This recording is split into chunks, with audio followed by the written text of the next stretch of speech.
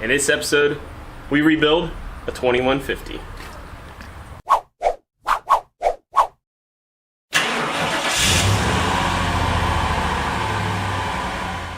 Welcome to Straight 6 Feet. I'm Gary and Tommy, helping you build your hot rod and your confidence without a ton of money. And today, we finished rebuilding the Motorcraft 2150 two-barrel carburetor that we got from an AMC Jeep. This was actually kind of an idea I got from Impact's Garage and Gaming.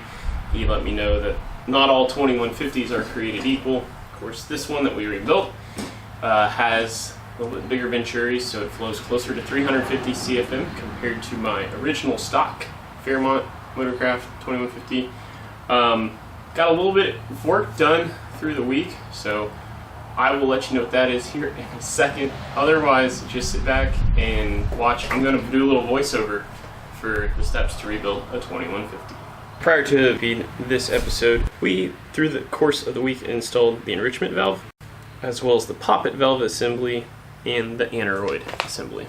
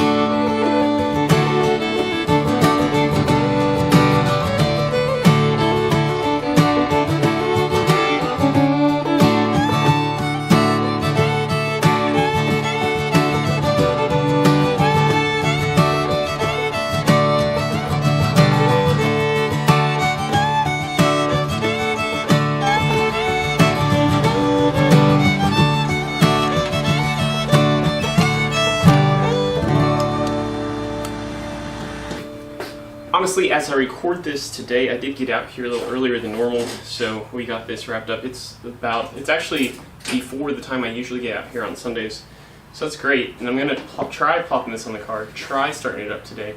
But I didn't want to include that in this episode because who knows what troubles I might run into, and I didn't want to get your guys' hopes up at the beginning. So that's, I guess, gonna wrap it up for this episode.